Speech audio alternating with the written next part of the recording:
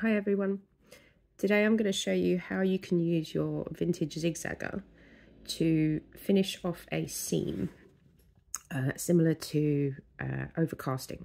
So that's just, here's an example of it, how I've used the zigzagger to just over stitch around, and that finishes off the seam and it helps to prevent fraying.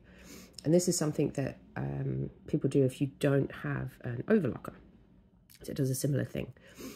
Now, if you have a modern machine, then you would use an overcast foot, which is this little fella here. Yes, I do have a modern machine, but I tend to use the vintage ones. But let me just show you this. So this is a modern snap-on overcast foot. So it has a bar just there. And if I turn it slightly, it has a little lip here. And what happens is, with a modern machine, is, hang on, let me grab it that way. Your fabric butts up against that little ledge, and it allows you to sew, and you know that that ledge, the fabric is butting up to that ledge, so you are going to get a zigzag stitch. So on a modern machine, your zig and your zag are hopping over that little bar, and it creates a little bit of flex with the zigzag, but it guides all the way down. So that's all very nice if it's a modern machine and you've got one that zigzags. On a vintage machine though, like this one, your needle is not swinging across, your needle is fixed. So it's your zigzag that is literally swooshing your fabric back and forth. So that can be quite difficult when you're trying to zigzag with the fabric moving. So I'm set up here on Mr. Crunchface, my 1916 66K, and I've got this little fella set up ready on the machine. Now what I've done is I've tested my zigzag, and I've got it set at the moment with the longest zig and zag. It just helps. So you spend a few minutes just setting up your zigzagger so that it's on the widest zig and zag. Now, because it's going to swing, the actual fabric is going to be doing that. You've got to try and control where your zig and your zag are going to go, because you only want one side. You only want the needle to go in on one side. The other side, when it flips it, when it zags, it's not actually going on the fabric. So you've got to try and persuade it a little bit. So what I've done is I've just got a little piece of fabric. I have already done a straight stitch, because if you were doing a seam, you've already done your seam. So now we're going to finish the seam with a type of overcast. So first things first, my zigzagger is set up. Now, if you've got this type of zigzagger, or well, if you have a zigzagger, then normally it'll have like a center line here, and that's where I want my fabric to be, on this side. So let's see if this works. Bung that down. So I am attempting to only zig on one side, and then the fabric will obviously is only going to swing on this side, so it's a bit tricky, and I've only practiced this a few times, so it's likely to go wrong, but let's see how we do it. See how that swung? But what I'm going to try and do very carefully is try and keep that fabric. Try and, oh no, it fell off. Hang on. Let me try that again. All right. Doesn't help that I've got a camera in the way, so excuse that. Right, let's try that again.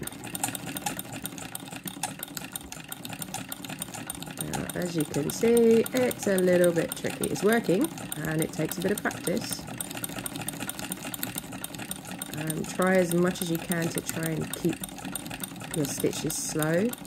My 66, I'm on a tread, this 66 is in a treadle, and if I wanted to, I could go extremely fast on this machine.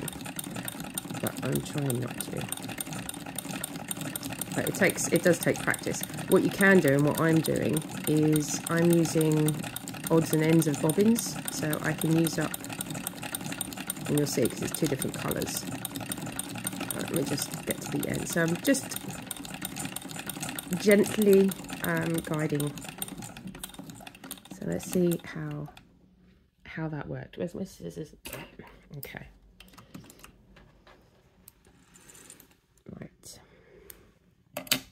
So that, it's not bad. It could do with a little bit more practice now. I have got a different colour on the back. Oh, do I? Oh no, I don't. No, I hadn't bodged that one.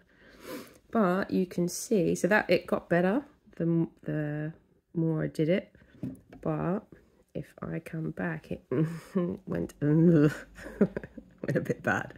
So it takes some practice. But if you've got this type of, if you've got a zigzagger that has some sort of notch, you use that as a guide. But that's, if I practiced a bit more, then that's not too bad at sealing in those seams or just finishing those seams.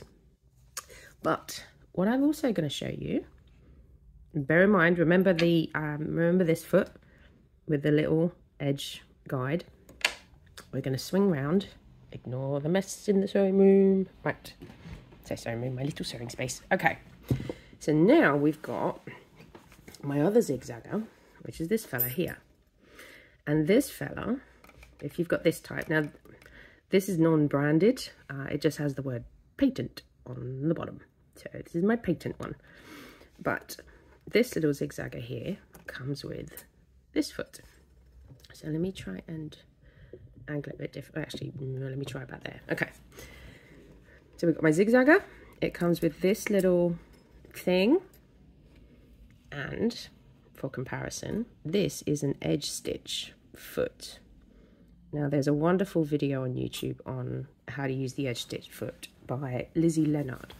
So I'm going to put in the description of this video a link to her video, because that's the one I used to learn how to work this foot out. So I'm not going to create my own. I think her video is fantastic, so I'll just do a link to that one. So this is the edge stitch foot.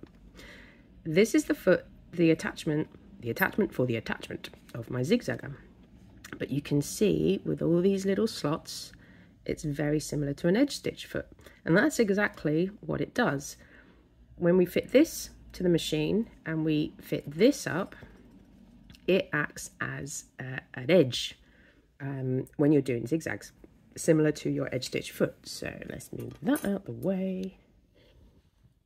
And we're going to do the same thing again.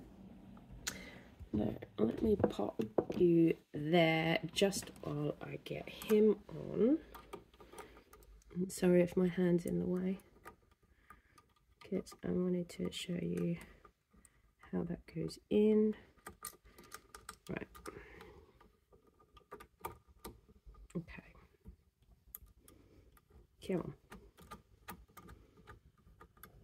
Right, so we're going to do the whole zigzag thing again. But this time round, if you've got this little fella with this patent thing, and we're going to fit that. And that helps to give you an edge. Now this is a bit tricky, or I find it tricky, because, I dropped it. Oh, hang on. Right, I dropped it. Because there's a right and wrong way to fit it. Now I'm going to have to move you there a minute, just so I can wiggle that in. There you go. So now that's set up. Now that does rattle a bit. It just rests inside. It's a bit annoying. And now I'm just gonna thread that under. Sorry, I'm faffing, hang on. Right. Oh yeah, this machine's got two separate colours going through it because I'm using up old bobbins. And this is the 201, also in a treadle. So I've done the same thing, bit of fabric, already stitched down a line so you can see the seams. What I've also done is I've just trimmed that ever so slightly so it's not fraying and straying everywhere. But what you can do now, as opposed to trying to guide, like with the other zigzagger, I was trying to follow the line. With this one, you don't have to, because we've got these slots, and you can slot different things. And if you watch the edge stitch video, you can see how you can stitch different edges to each other, which means you can use this to zigzag different things to each other. But what's good about this is I don't have to worry about trying to guide my fabric. It's still going to swoosh back and forth, but I only have to worry about my fabric button up to this edge. So we're going to do the same thing. I've set this zigzagger up the same way with its longest zig and zag.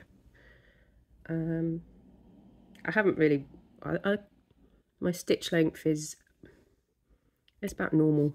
It's quite similar to that. So pop that down. So I'm not worrying at all about the zig and the zag doing its thing. I'm making sure that my fabric is butted up to that edge. And we're going to do the same thing again. And this zigzagger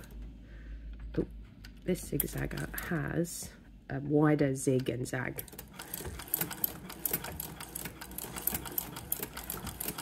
So actually I'm not really touching it much. I'm just making sure that that's going to stay butted up on that side. Now you have to excuse my 201 sounding quite rough. He needs an oil, and I didn't realise he needed an oil. But if ever you don't know when to oil your machine, wait until it starts sounding a bit Monday morning rough, and then you know he needs an oil. So let's do that. Oh, where's my scissors?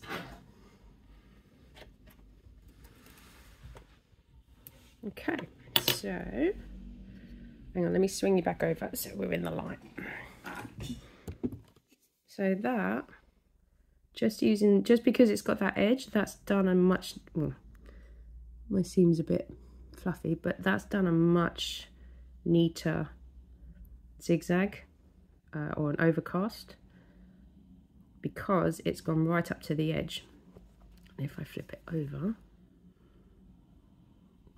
now my seams aren't completely straight, which is why you've got some fluffy bits, but it's sealed that seam, it's finished that seam, and I know it's not going to fray, so that's not too bad actually. Needs a little bit, I think I still need a little bit more practice, but if you do, if you have that type of zigzagger, you can still do it, and you can see how my one came out, even though, yeah, there's the bit I missed. But with a bit of practice, you can actually get it quite neatly. The other zigzagger, let's swing around, ignore the mess. With that zigzagger, it's taken some of the work away so that you don't have to worry about trying to line up, because you've got this edge going across. So have a practice with it, use up your old bobbins.